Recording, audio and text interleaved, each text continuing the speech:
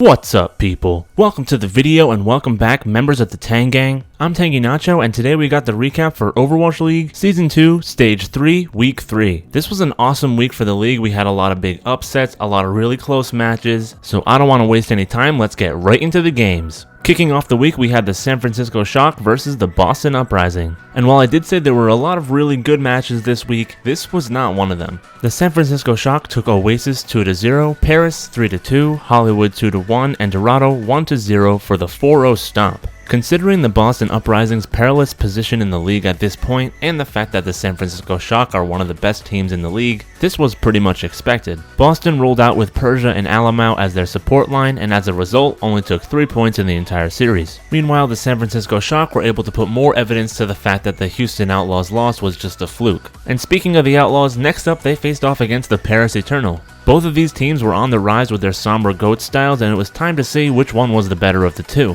The Outlaws took Oasis 2-0 and Paris 4-2, taking the early lead going into the half, but then the Paris Eternal struck back on Hollywood with a 2-1 victory and had a chance to force a map 5. Unfortunately, that did not happen. The Houston Outlaws won Dorado 2-1 to seal the victory 3-1. As an Outlaws fan, I am of course happy to see them continue this winning streak and put themselves in a good position to actually make the Stage 3 playoffs. But for Paris fans, this is definitely a concerning loss. In the league standings currently, the Houston Outlaws are sitting at 3rd worst overall. And yes, the meta has changed, so the overall standings don't show that much, but in this meta, I think these two teams are pretty evenly matched, and at the end of the day, you need to win those matches that are really close if you want to be competitive in the league. We'll talk more about both of these teams in a little bit, but right now, let's move on to the Hangzhou Spark versus Dallas Fuel. I did expect this to be a close one, but looking back on it, I really shouldn't have. The Spark took Nepal 2-0, tied on Horizon Lunar Colony 4-4, and both Numbani and Havana went 3-1 for the Spark, giving them the 3-0 victory. For me, these teams are pretty much polar opposites in terms of expectation versus reality in Stage 3. I couldn't be more impressed with how the Hangzhou Spark are performing right now. They have skyrocketed themselves into 6th place in the league, tied record-wise with the Los Angeles Gladiators and the London Spitfire. And in the stage standings, they're just below the 3 behemoths in 4th place. Meanwhile, I almost went as far as predicting the Dallas Fuel would win this stage, and right now they are looking pretty awful. Currently in the stage standings, they're down in the bottom 5, below the likes of the Florida Mayhem. Their inability to play well both with and against the Sombra is really hurting them in this meta. They are definitely wishing they had RCK back from the Boston Uprising.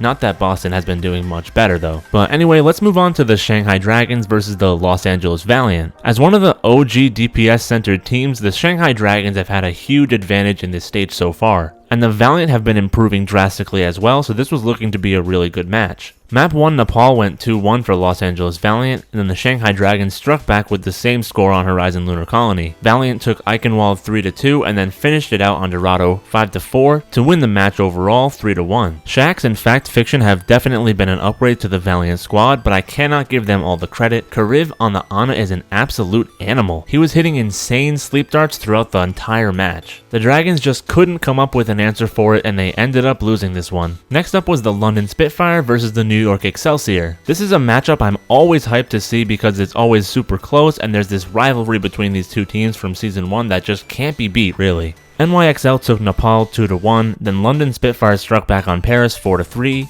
Eichenwald went 3-2 for New York, London Spitfire 5-4 on Dorado, and then in Map 5 Ilios, the New York Excelsior ended up winning it 2-0, taking the match 3-2. Notably, London was playing Quartermain the whole time, and he did hold his own. We also got to see some Maybe Olby, and overall it was just a really awesome match. London can't be too sad about the loss because after all it is against New York Excelsior, and NYXL is definitely lucky to have picked up this win. On another day it could have easily gone the other way. Moving on, we have the San Francisco Shock versus the Florida Mayhem. Shock won Nepal 2-0, Volskaya 3-2, Numbani 5-4, and Gibraltar 3-0 for the 4-0 stomp. That's 2 4-0s this week for San Francisco, looking like their old selves again. But you have to remember it's against the struggling Boston Uprising and the Florida Mayhem, so you can't really put too much weight into it. In the same vein, you can't really find too much to complain about in Florida's loss here. They did kind of hold their own except for on Control, and of course getting first held on Gibraltar, but I mean the other two maps were at least kind of competitive. We're talking about a bottom 2 team taking on a top 2 team here, so Florida Mayhem did their best. Moving on, we had the Los Angeles Gladiators versus the Shanghai Dragons. The Dragons got put through the LA Gauntlet this time, and to be honest, the results are actually the opposite of what I would have expected. Gladiators took Oasis 2-0, but then the Shanghai Dragons took Volskaya 4-3, Eichenwald 3-2, and Dorado 1-0, taking the victory 3-1. Really close match overall. It could have easily gone to map 5 and gone the other way, but this time Shanghai Dragons take it. Next up, we had the Chengdu Hunters versus the Vancouver Titans. Chengdu actually came out with a victory on Nepal 2-1, but then Vancouver Titans struck back on Volskaya 3-2, Hollywood 4-3, and Havana 2-0,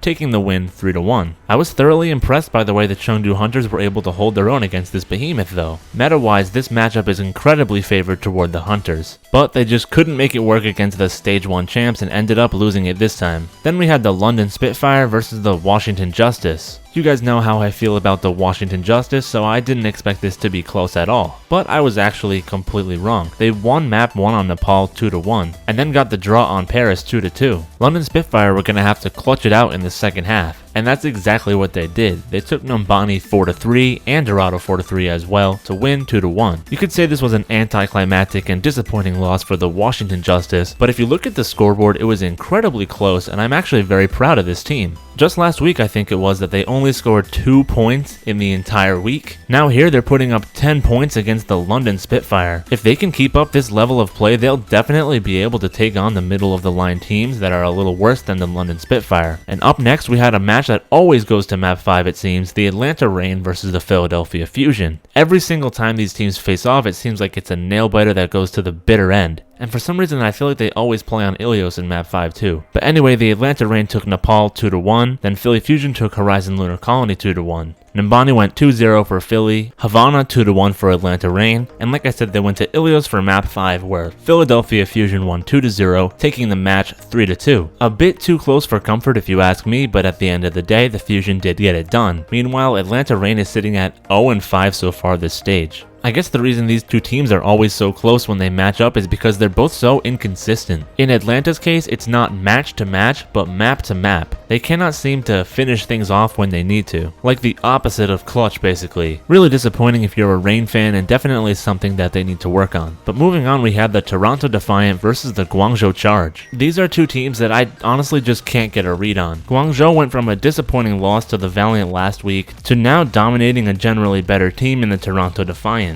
The Charge took Ilios 2-0, Paris 4-2, Hollywood 3-0, and Gibraltar 3-0 for the 4-0 sweep. The Defiant are still kind of messing with their roster, and they don't have a solidified identity like most of the other teams. At this point in the season, in the middle of Stage 3, you should have this stuff figured out by now. The Charge know what they want to do, they've just been having trouble executing as of late. But in this match, that was not the case, and they did take the victory. Next up, we had the Hangzhou Spark versus the Seoul Dynasty. And once again, I can't say enough good things about Hangzhou Spark. They took Ilios 2-0 and Horizon Lunar Colony 3-2 to go up 2-0 in the half. But then Seoul Dynasty struck back 1-0 on Numbani and 3-2 on Havana to force a map 5. This was a really intense and back and forth match, and I was not sure who was going to take it. But in the end, Oasis went 2-0 for the Hangzhou Spark, giving them 3-2 victory. As evidenced by the scoreboard, these teams are really evenly matched, and it could have gone either way. They're also both solid contenders for the Stage 3 playoffs, and I hope we get to see them face off again later on. But moving on, we had the Chengdu Hunters versus the Dallas Fuel. And you can see that when the Hunters play against a team that isn't the Titans, they actually perform really well. They took Nepal 2-0, Horizon Lunar Colony 1-0, Numbani 4-3, and Watchpoint Gibraltar 3-0 for the 4-0 sweep. The Fuel did try giving Trill, their new main tank, some playtime, but it didn't really help much. I don't think that main tank is their main issue. A big red flag for me is that they're swapping Sombra duty between AKM and Zachary on different maps because they want to be able to fill the other DPS role with something that one of the other two plays. While this is fine in theory, I think having an absolutely dedicated Sombra is much better in terms of practicing and getting good with it. Chengdu does have that in Yang Xiaolong, and you can see they're much more consistent overall. Up next was one of the hypest matches of the week for me, the Boston Uprising versus the Paris Eternal. Paris won Oasis 2-0 and Volskaya 2-1 to go into the half 2-0. But if there's anything we learned about the Uprising, you can't count them out at halftime. They took Eichenwald 5-4 with an insane hold at the first choke on B, Dorado 3-2, and ended up winning Nepal 2-0 for the 3-2 reverse sweep.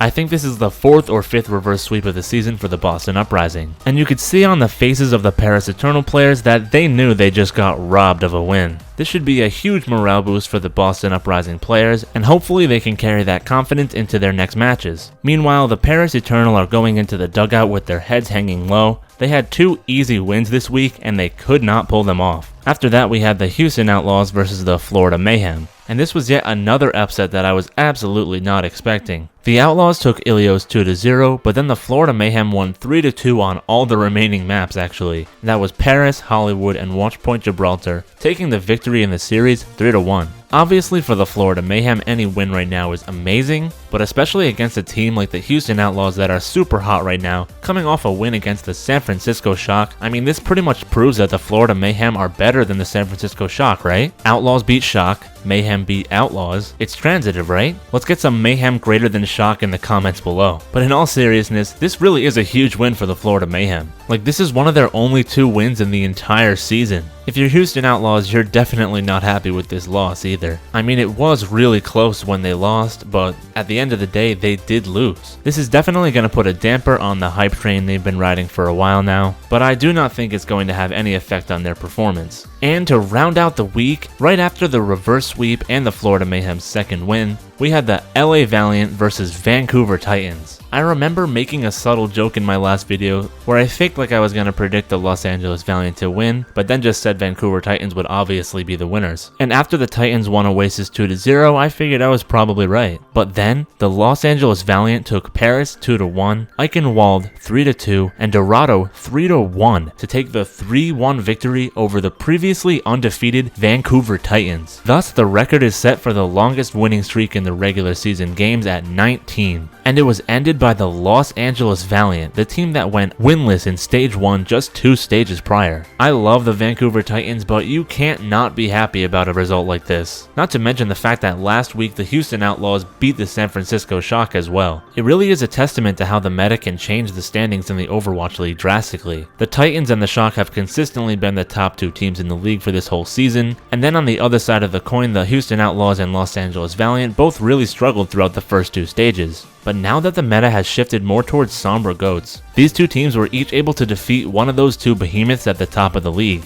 And it just goes to show you that you can't take record for granted. Anything can happen at any time in the Overwatch League. Next, I bet the Washington Justice are gonna beat the New York Excelsior. But anyway, that's it for last week. Now let's go through my predictions for this week. We've got 1 less match on Thursday and 1 less match on Friday, so only 14 matches this week instead of 16. First up is the Hangzhou Spark versus the Los Angeles Valiant, 3-1 Hangzhou Spark. Paris Eternal versus Seoul Dynasty, 3-1 Seoul Dynasty. San Francisco Shock versus Chengdu Hunters, 3-1 San Francisco Shock. London Spitfire versus Los Angeles Valiant, 3-2 Los Angeles Valiant. Toronto Defiant versus Los Angeles Gladiators, 3-1 LA Gladiators. Houston Outlaws versus Washington Justice, 3-1 Outlaws. Dallas Fuel versus NYXL, 4-0 NYXL. Boston Uprising versus Philly Fusion, 3-2 Philly Fusion. Florida Mayhem versus Hangzhou Spark, 4-0 Hangzhou Spark. Shanghai Dragons versus Guangzhou Charge, 3-2 Dragons.